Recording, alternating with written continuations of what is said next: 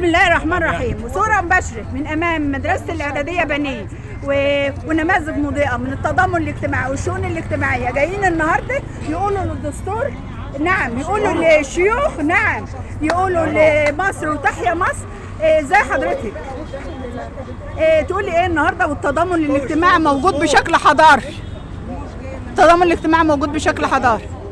النهارده انتخاب الشيوخ والدستورة هي تقول ايه يا استاذه سماح؟ ماما شاطرين.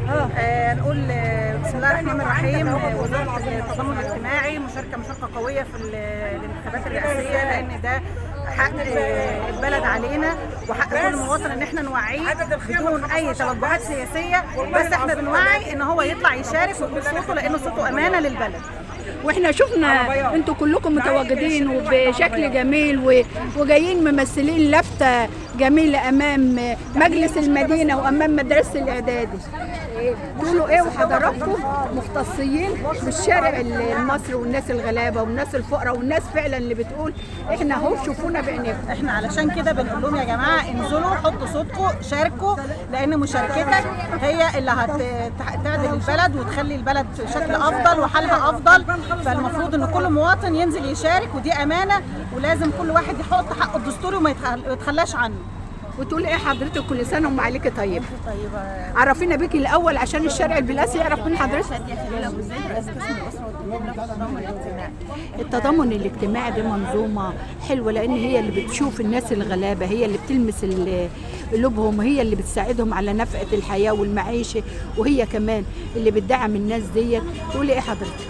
حسينا كل الفئات اللي احنا بنتعامل معاها، سواء عملاء تكافل وكرامه، سواء الحضانات، سواء المؤسسات، ان كل واحد لازم ينزل ويحط رايه بدون اي ضغط عليه. اللي انت شايفه هيفيد البلد ويبقى في مصلحتك، ان انت يوم ما تتوجه ليه هيأدي الخدمه بتاعتك ويقف في ظهرك، انزل بحريه شديده جدا وانتخب اللي انت حابب ان هو ده اللي هيخدمك وهيكون في صفك. فاحنا كان دورنا ان احنا بنوعي قبل الانتخابات كل الفئات المستهدفه، كل الفئات اللي احنا بنتعامل معاها، ان الكل لازم ينزل ويشارك. الفئات المستهدفه ديت كتيره وبيلجأ لكم، يعني احنا بنلاقي الشباك بتاعكم مفتوح طول النهار. أيوة. اللي عايز يعمل فيزا، اللي عايز يعمل تكافل وكرامه، اللي عايز طرف، اللي عايز كل واحد له طلب مختلف عن التاني. وانتوا بتعملوا طلبات الناس ديت بتبقوا باصين لهم ازاي؟